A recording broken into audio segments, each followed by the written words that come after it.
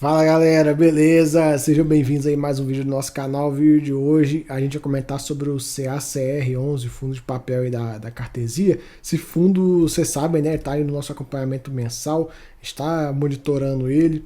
É um fundo de papel, bem tiro, porrada e bomba, né? Bem, uma pegada bem arriscada. E ele vem passando super bem pela deflação, né? Ele não está tomando conhecimento de deflação. É impressionante de ver como é que esse fundo praticamente nem sentiu.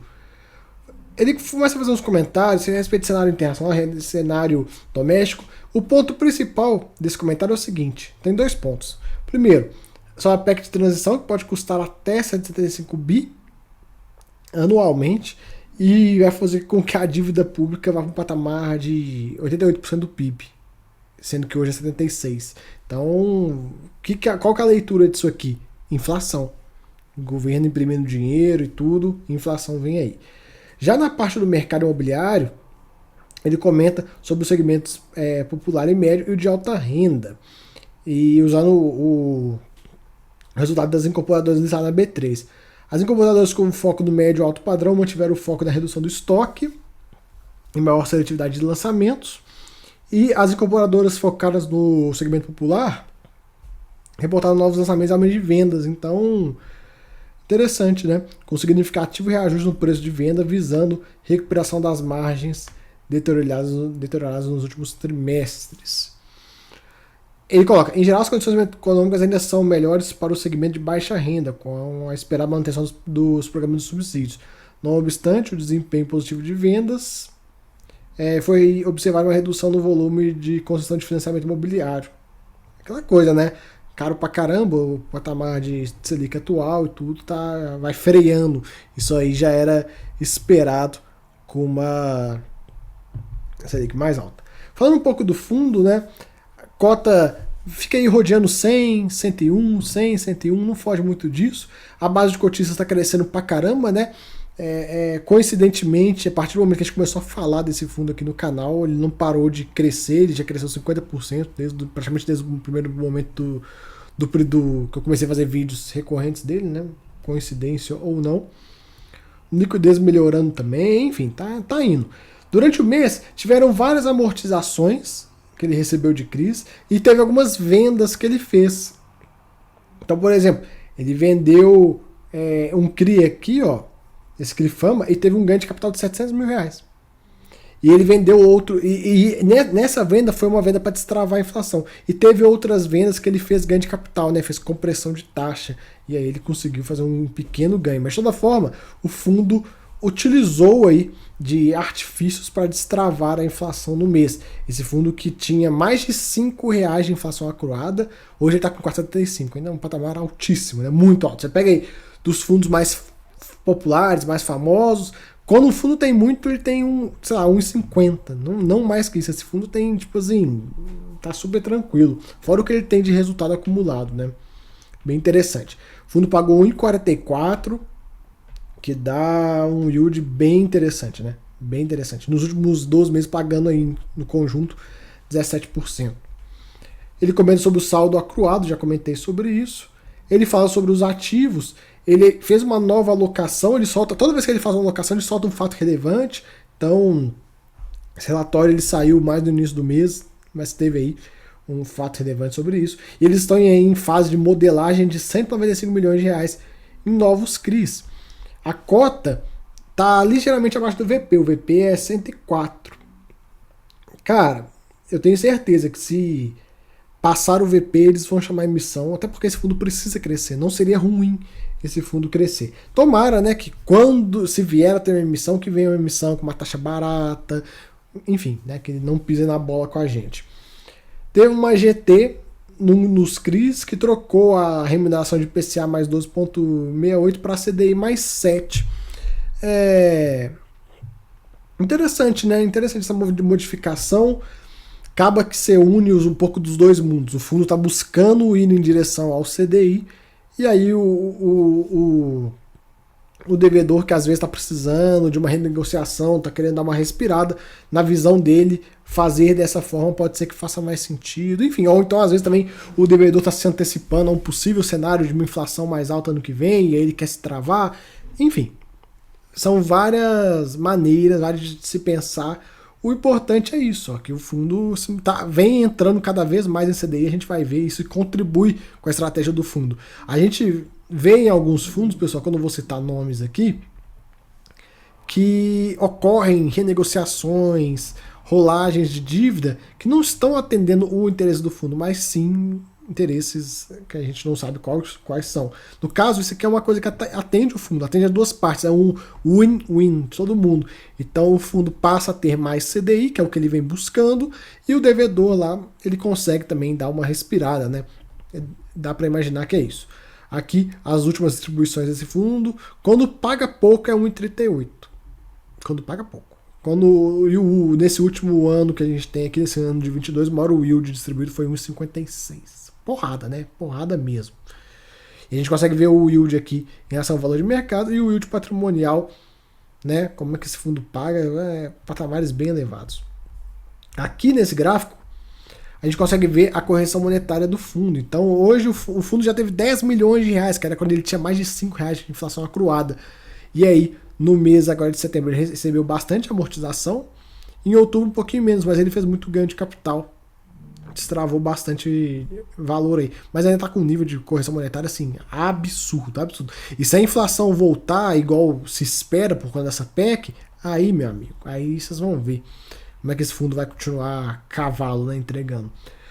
Aqui um pouco do critério de análise, a gente já comentou sobre isso, né? Essa gestora estrutura operações próprias, isso é muito bom, né? Ainda mais em operações de alto risco, como são desse fundo, né? A gente sabe que ele tem uma pegada mais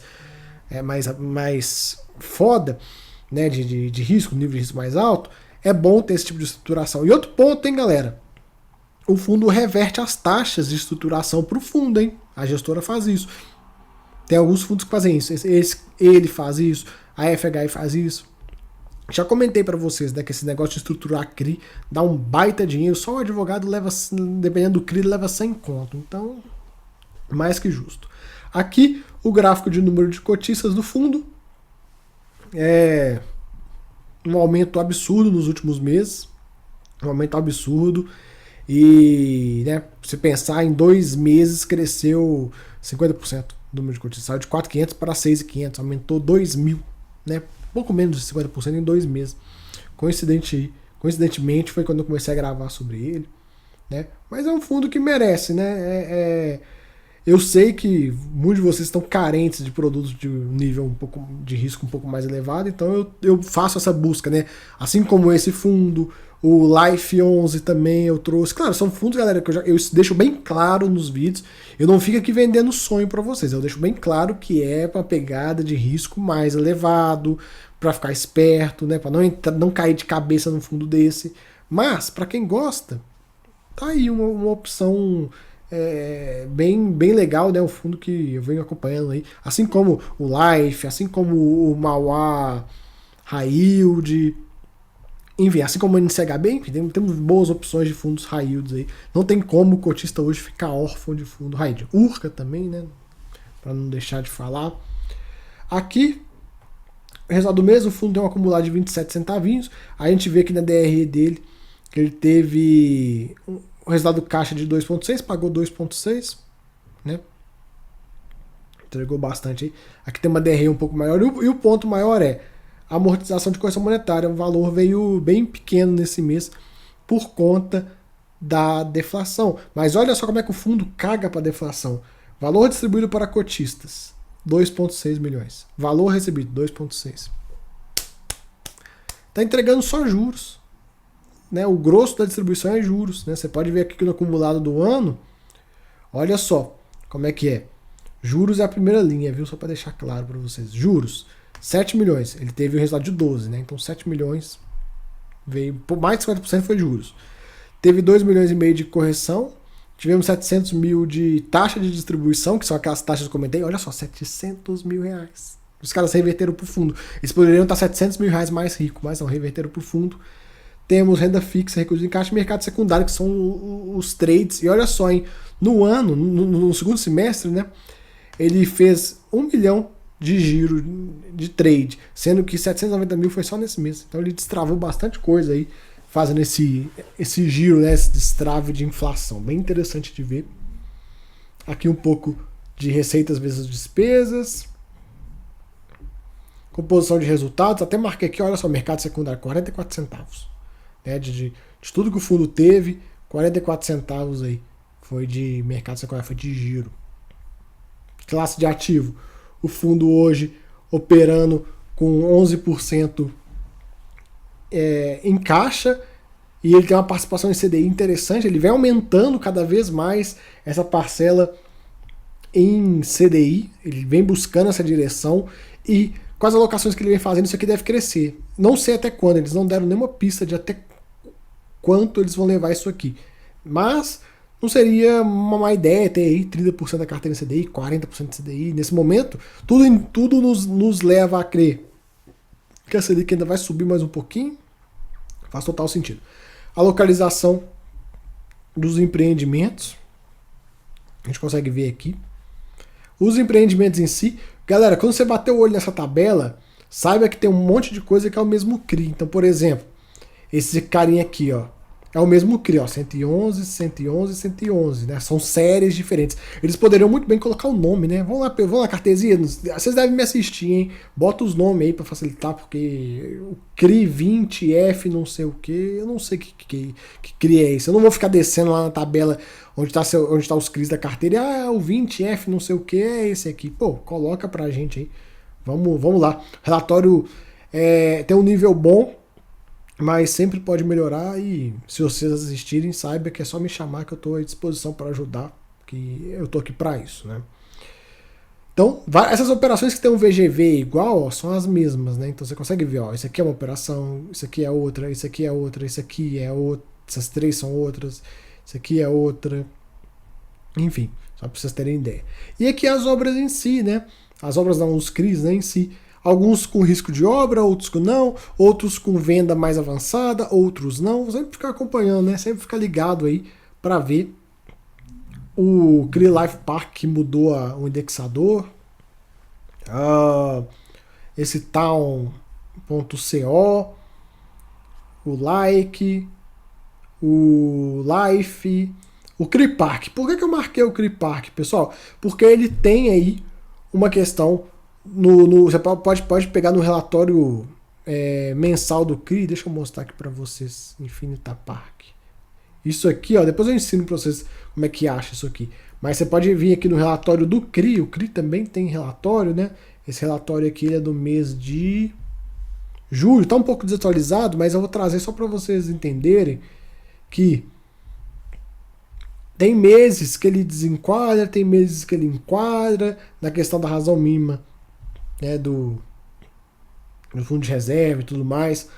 Para estar 140%, fica 139%, assim, tá super próximo, mas qual que é o ponto? Por que eu trouxe esse documento? Só para mostrar para vocês, porque ele é o CRI que tá com as vendas mais atrasadas aí, tá bem devagar as vendas dele. Então só para ficar ligado, mas assim, para um nível de risco que esse tipo de produto tem, cara, não tem nem o que preocupar, é assim, claro, você fica, eu falo assim, nem me preocupar, faz parte, é algo que vai acontecer, mas não é algo que, tipo assim, se você não pode entrar para um fundo desse aqui e falar assim, eu quero olhar as operações igual o Lucas faz, porque eu faço isso, quando eu vou comprar um novo fundo, eu pego e eu olho todas as operações, todas, eu olho tudo, porque eu quero ver as assembleias que aconteceu, eu quero ver os relatórios, ver se não tem alguma coisa, porque, enfim, eu sou assim, eu olho a porra toda, né? Meu dinheiro não aceita desaforo. Então, quando você entra num fundo como esse, se você for fazer isso, e eu falo com vocês, não faça isso, deixa que eu faça, não precisa ficar fazendo. Se você for muito interessado, pode fazer, mas não tem necessidade. Você vai achar alguma operação assim, desenquadrada, tem outros fundos que aparece um desenquadramento, é algo que assim, é sazonal, aparece, aí sai, aí vai e volta, enfim, faz parte, é uma operação de risco. Então, isso acontece, saiba que faz parte e não fique maluco. Não adianta você ficar, nossa, meu Deus, tá tendo desenquadramento, fudeu, não sei o que. Claro, eu sei que muitos de vocês ficam preocupados, porque tem uma série de fundos que tem um histórico muito ruim aí quanto a isso, quanto a operações estranhas, mas tem que saber separar as coisas, né? Não pode botar todo mundo na mesma cesta.